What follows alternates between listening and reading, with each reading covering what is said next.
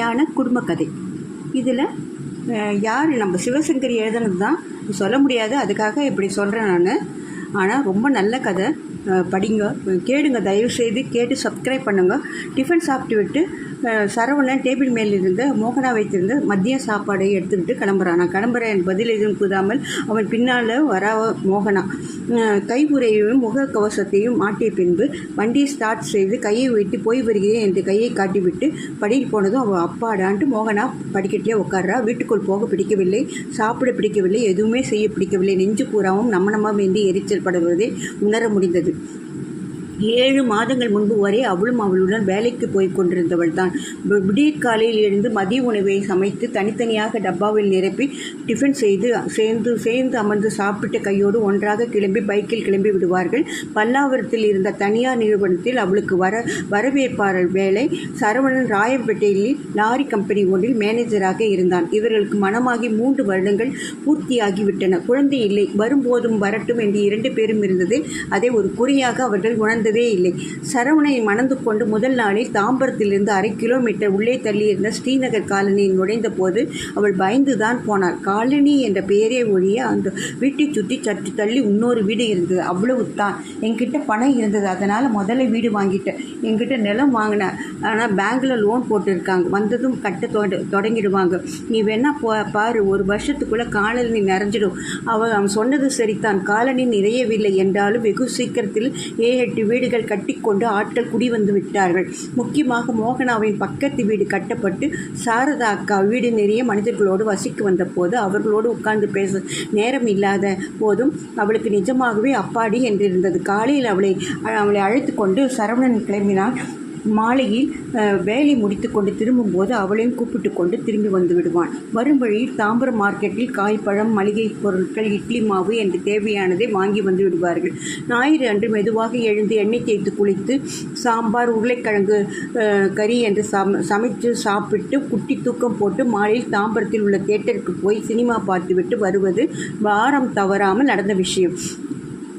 சாரதா அக்காவுக்கு இது குறித்து கொஞ்சம் பொறாமையாக கூட இருந்தது. மோகனாவுக்கு தெரியும். ஆனால் அப்படி சந்தோஷமாக சென்று கொண்டிருந்த வாழ்க்கை பாழும் கொரோனாவுக்கு பிறகு திருஷ்டிப்பட்ட மாதிரி அடியோடு மாறி போனது.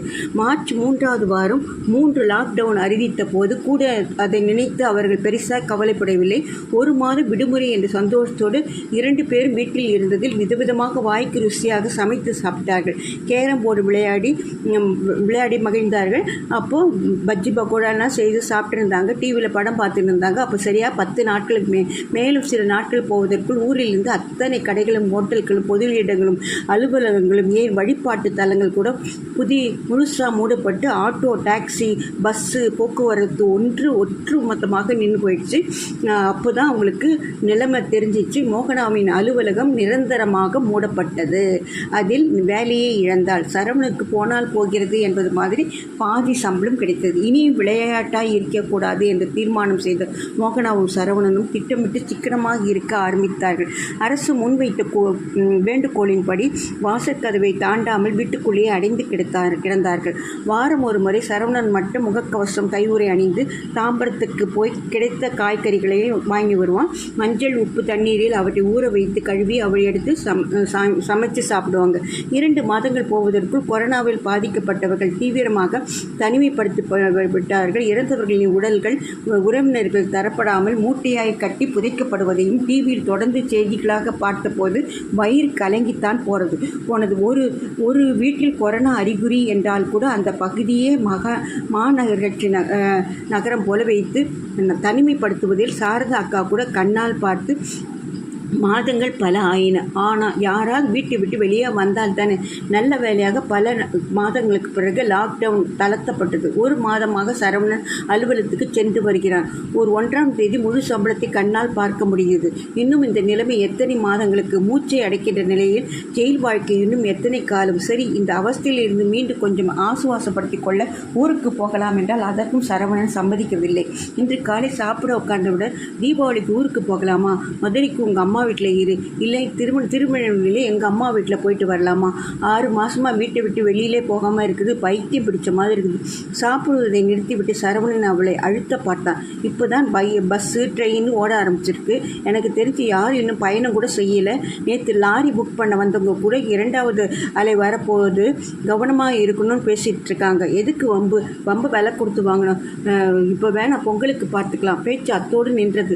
மோகனாவின் வருத்தம் எரிச்சலாகினது. கோபமாகி உதட்டை கடித்து எச்சிலை விழுங்கி தன்னை சமாதானப்படுத்தி கொண்டாள். அவள் உள்ளே போவதற்குள் எழுந்தபோது லேசாக விரிசல் கண்டிருந்த தரையில் சாரி சாரியாக எறும்புகள் ஊறுவதையும் மூளையில் அது பொந்தில் அவைகள் நுழைவதையும் பார்த்தாள்.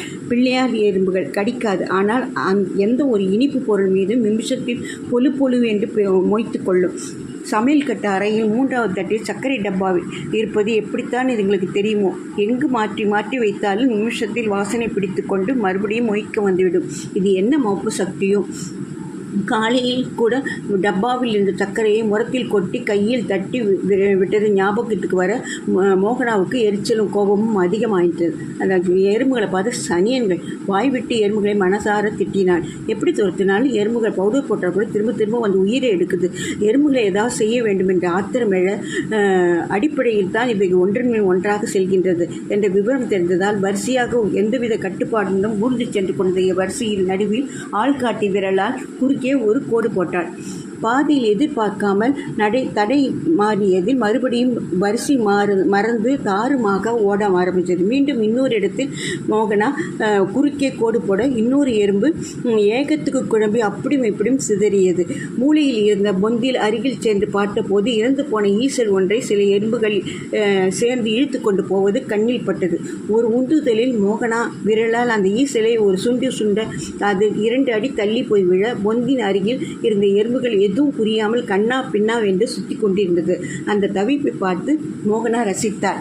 சின்னதாய் பழி தீர்த்து கொண்ட சந்தோஷம் அவளுக்கு. கதவை சாத்தி தாள் போட்டாள். மேஜை மேல் சரவணன் சாப்பிட்ட தட்டும் தண்ணீர் டம்ளரும் அப்படியே இருந்தது. அவற்றை எடுத்து சமையல் கட்டில் வைத்துவிட்டு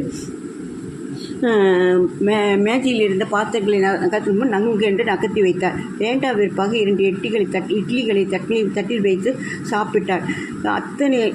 இத்தனை செய்தி சேனல்களிலும் கொரோனா பற்றிய செய்திகள் தான். ஐரோப்பாவில் 2வது அலை தொடங்கிவிட்டது. ஜெர்மனி, பிரான்ஸ் நாடுகளில் மறுபடியும் லாக்டவுன்.